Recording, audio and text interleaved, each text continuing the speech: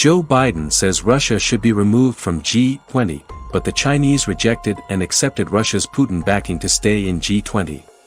Russian President Vladimir Putin plans to attend the next G20 summit in Indonesia later this year and received valuable backing from Beijing on Wednesday, March 23, in a pushback to suggestions by some members that Russia could be barred from the group.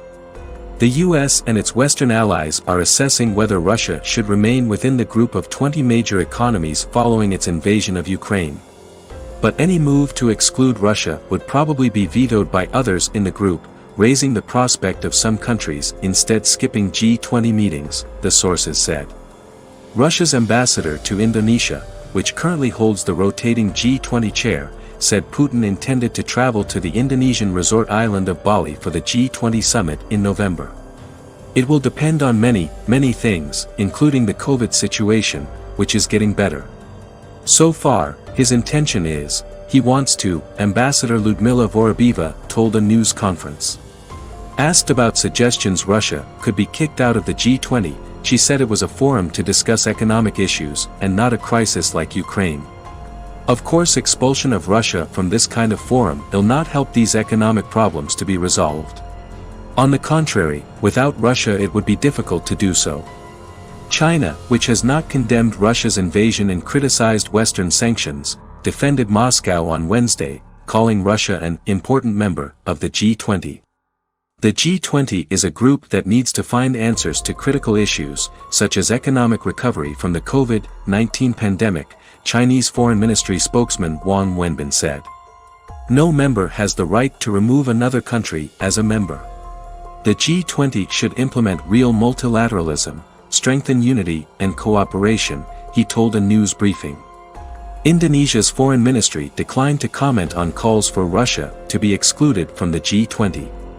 Russian President Vladimir Putin sent his troops into Ukraine on February 24 on what he calls a special military operation to demilitarize and denazify the country. Ukraine and the West say Putin launched an unprovoked war of aggression. Busy with something else.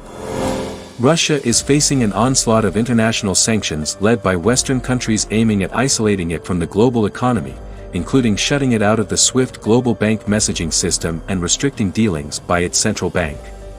On Tuesday, Poland said it had suggested to U.S. commerce officials that it replace Russia within the G20 group and that the suggestion had received a positive response. German Chancellor Olaf Scholz said G20 members would have to decide, but the issue was not a priority now. When it comes to the question of how to proceed with the World Trade Organization, WTO, World, and the G20, it is imperative to discuss this question with the countries that are involved and not to decide individually, Scholz said. It is quite clear that we are busy with something else than coming together in such meetings. We urgently need a ceasefire. Russia's participation in the G20 is almost certain to be discussed on Thursday when US President Joe Biden meets allies in Brussels. We believe that it cannot be business as usual for Russia in international institutions and in the international community, US National Security Advisor Jake Sullivan told reporters. A European Union source separately confirmed the discussions about Russia's status at G20 meetings. It has been made very clear to Indonesia that Russia's presence at forthcoming ministerial meetings would be highly problematic for European countries, said the source, adding there was, however, no clear process for excluding a country.